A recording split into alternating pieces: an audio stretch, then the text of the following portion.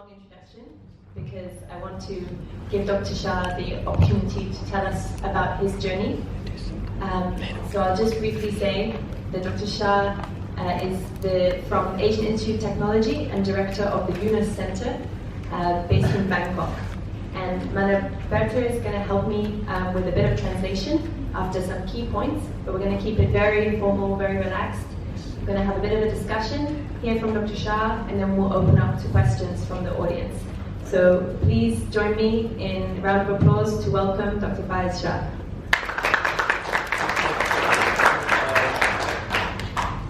Good morning, and it's a pleasure to be here, and I hope you're feeling like quite excited about today.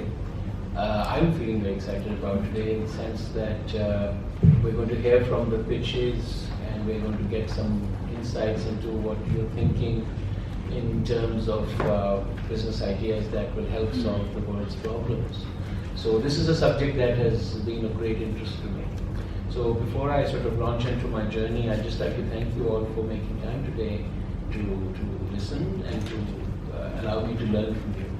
I'd also like to thank, of course, our hosts, UNDP, the wonderful CoLab team who I've had the privilege of knowing now since a few years. When I first came to Delhi, it was in 2011, and since then I've returned a few times, working mostly for the Ministry of Agriculture and for Fisheries, as well as for the Human Development Fund. So I've had the good pleasure of actually having some students at AIT from Timor, some interns from Timor, and I must say it's a pleasure to come back. Now, what we're going to talk about today is of course important, but how we are going to talk about today is probably more important. And this is not a lecture, it's not somebody coming in from the outside and telling you everything that you need to know. I'd like today to be more like a dialogue. So there'll be questions in the middle. I could probably point to one of you and ask for your advice.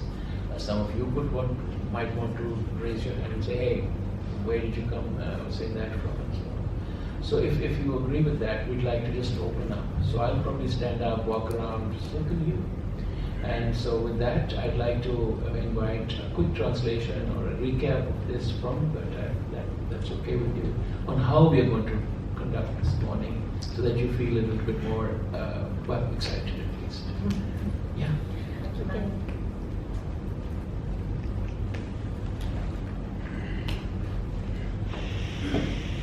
Okay, Dr. Faiz, Mesti Muhammad Yunus Ninian, Center, minha cara katu halo sesama ida interativo no ia formato ida ke dialogo. Laos hanesang ema ida mai husi radio depois to mai hanesang for lecture ka hanori kita botsira. Bem hakara katu fahe experiência, fahe informação, ini hakara nos retam feedback no comentário ka advice conselho usita botsira. Tamane mak nias hakara katu laos te turi hane no kolia, bem hakara nos satu lao basic ita botsira inomos retam ita botsira feedback no comentário. Great. Fantastic, thank you so much.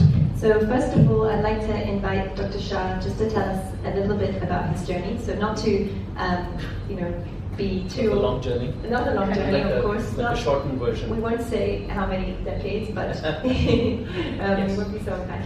But if you could just tell us a little bit about your career journey and what brought you to this point in your life. Absolutely, that's...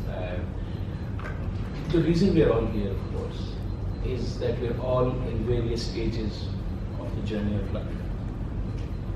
The reason, at least I think you are here, is because you want to take a new turn into your journey, right? Through an opportunity of starting an enterprise, through an opportunity of engaging with other people like yourselves, through an opportunity of being able to travel to other countries, right? So life is a journey. So my journey also had many turning points. I started out as a medical doctor who wanted to work with people. And the way we have our medical profession set up is that a doctor goes to work in a hospital and runs or a practice or so on, and does a generally good job. But in the entire lifetime of a doctor, the maximum number of people that one clinician can actually see will run into maybe a few thousand, right? But I wanted to do more than that. I wanted to be a doctor whose work would reach out to more people than a lifetime of clinical visits. So I chose public health as my specialization when I went from medicine. But when I entered the field of public health, I realized that health was just one small issue, not small, but one smaller part of the big problems that people face.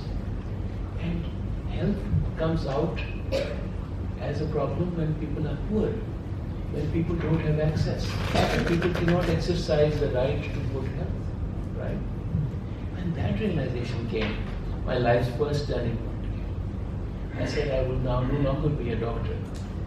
I will be somebody who will be able to work with the people. So I ended up working for the UN, working for outfits like Save the Children, you've probably heard of them, Plan International, some number of places, in many countries. And that's when I realized that poverty has a problem. And poverty is not just not having money. It's not having the opportunity to make money. So that was my second big turn. So from a doctor to a public health guy to a community worker, and suddenly I realized, no, I need to learn how to do business. So I ended up starting a company. It was a company that conducted low-priced diagnostic tests for patients who could not afford private health care. It was a business. I didn't realize at that time that I would actually make money by providing a service to people who can't afford to pay private sector healthcare costs. Within the first few years, that medical lab became a profitable business. Although our intention had been to give relief to people who were not able to afford private healthcare. That was my first learning, but I didn't realize what I had discovered. As so many of you will realize some things into your life, that you learned something some years ago which probably had no immediate relevance to you, but it will immediately open up your mind. I moved on to a career in teaching. So I became a professor in a university. And I went back to teaching public health. And then I got an opportunity to work for the UN and then for Save the Children. When I was working for Save the Children, I realized what I just told you, that people are poor not because they don't have money. They don't have money because they don't have opportunities to make money. And at that time, in my country, I come from a place called Pakistan, there was a huge economic trouble spot emerging. We produce the world's largest number of footballs. So any of you play soccer in this room? Right? So 60% of anything that you see on the shelves in the world in the shape of a football most likely comes from one of the factories in Pakistan, because it's a craft that has been learned for many years. So there was allegation of child labor in the soccer ball. I used to work for Save the Children at that time, and we went to investigate why children were working building footballs when they should be going to school. And I came in, as most people come in from the outside, thinking, what a shame. These people don't love their children. They have them work, and they have them go to work workplaces and create soccer balls. Why aren't they being sent to school? And then I realized the kids had no choice. There was just not enough money in the house to put food on the table. And the only thing the family knew how to was to stitch a soccer ball. So the elders taught the younger people the only skill they knew. And that is when the entire family tried to build a livelihood out of the only skill they knew. And the only thing they knew would sell in the marketplace. That's when something went wrong. I entered into a business. And before you know it, the business that I joined became the world's largest soccer company. And And you know why that became so important was that we transformed the way we do business. We created a system of responsible supply chains, people getting good money for what they were doing, getting education, their children going to school, and so on. And that model became recognized in the world as a successful model. And from there, I chanced into meeting Professor Yunus. And those of you who know Professor Yunus, he's a guy from Bangladesh who created the idea of microfinance. And he's been in Timor. He was here a few years ago, and he spoke to some people here, young people like yourselves. And his idea is that every social problem, whether it's education, health, poverty, has a business solution. If you create economic empowerment or allow people to build or create wealth around a social problem, that wealth will pay for solving the problem. Right? It's very simple. So my journey starts with somebody who could probably have seen just a few patients, being maybe a reasonably good doctor, helped some people and being satisfied. But it ended up being somebody who seeks to learn more and more and more about how we can solve the problems of poverty, malnutrition, education through the application of business principles. So that's my journey. And maybe you want a quick recap? Yes, thank you so much, Dr. Shah. I'll just give Mana a chance to really consolidate some of the key points about that journey, and then we'll move on to the next section. Okay, Dr. Faiz conta upang konobaninya viagem Morris nidian, ane sa ohin nidihan, ita niya Morris ne ane sang viagem nida. Pangira ia tempo rumah ita decide atu foti direção ida diferente. Ane sa ohin niya conta konobaninya historia, niya começa niya karir, niya serviço ane sang medical doctor. Doutor nebe maka for consulta ba paciente ser nebe moras. E momento na niya sinti dia serviço hanesan doutor niya atende paciente hanesan rihum balo. Niya sinti dia ne serviço ida que dia. Mas bem depois de ida ne niya realiza katak niya sente katak ema nebe moras ne tanpa causa husi pobreza. Kia makhalo ema moras. Então, sente kata hanesan doutor ida, nia sobele ajuda resolve problema saúde ba paciente balunde. Nia labele ajuda problema ba atende ema barak. Então, depois de ida ne, nia serviço ho ONU, ho agência ONU, e depois mos ho Save the Children, pode pouco atu resolve problema pobreza ninian. In for example, Bahira near Iha was Bangladesh. Sorry? It was in Bangladesh, the support. Oh, in Pakistan. In Pakistan. Bahira Iha Pakistan, Sira Rona katak Iha companhia boa tidak nebema kalau produção ba bola football, teve bola ne, bola ida ba football ini ya. No iha neba iha alegação katak companhia ida ne for serviço para labarik sira. Então, Dr. Faiz sira ba visita no sira hetang hari labarik sira nebe mak serviço hanan ba. Ini dia hansane. Tambah saya mak inang aman sira musik labarik sira ba serviço. Sa labarik sira labai sekolah. E depois banhira kuliah labarik sira inang aman dia sira laiha pilihan selo ge, sira laiha buat tidak selo atau sustenta sira Morris. Ia umalaran laiha osan, laiha rendimento nebemak bele halo sira hatutan sarnya Morris. Anto labarik sira ne hakara kalakoi, sira laiha pilihan, sira hakara kalakoi, sira tenisar serviço ho habilidade dan nebemak habilidade ida det nebemak sira iha. Sira laiha habilidade selo.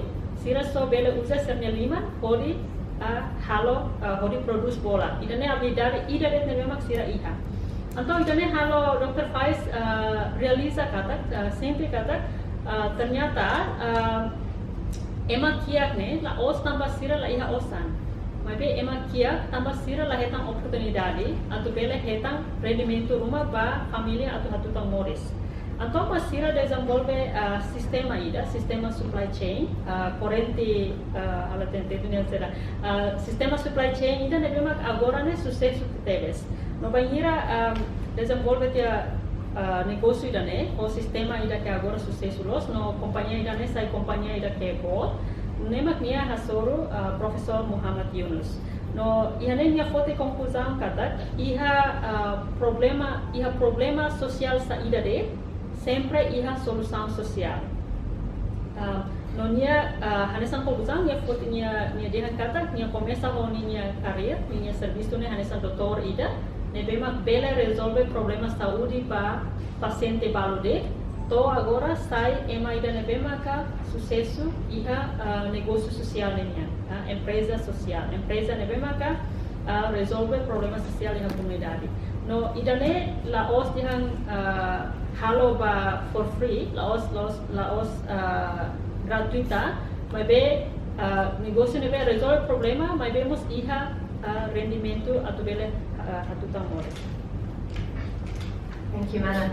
I think what's so interesting hearing about Dr. Shah's experience is this journey that we all go on, I think everyone in this room, of trying to understand where we can have the most impact and trying to find that place in the system where we can have the most impact. So Dr. Shah, I'd like to ask you a little bit more about Professor Yunus. Right. And both how you came to meet him and then how would you capture his philosophy, Right. and the impact that philosophy has had on the changes you've made since Right. then. Well, I just say that the first time I met Professor Yunus was in 2010 when I was invited to one of the events at the Yunus Center. I had, of course, read about him, and I felt a little proud as well that South Asian had won the Nobel Peace Prize and so on. So, of course, that was one. But one thing that I realized on meeting Professor Yunus was that his idea of what he calls the new capitalism is actually a very, very powerful idea. We all kind of understand what he's saying, but he's put it to practice and he's put it to success in a way that we can all then learn from and copy. So what he's done is basically, he's realized that the problems that we face today are problems that we have created ourselves. So his biggest issue is about inequality. And what is inequality? It is something that we all know about, that not everybody has the same opportunities, the same access to chance in life. And that creates a lot of inequality, conflict, and bad things happen. And to Yunus's thinking, the one thing that has made this even worse is the concentration of wealth. More and more money and resources, and as a consequence of that power, going into fewer and fewer hands. When that happens, what happens then? Everybody that doesn't have that power, the money, the influence, the wealth, the resources, feels left out. And when people feel left out, they feel frustrated, they feel angry sometimes, and then they feel they are powerless. And there is no feeling worse in our own sort of selves than feeling powerless. You see something that you can grab, but you do not have the power to take it. You see some opportunity, but there are obstructions in the way.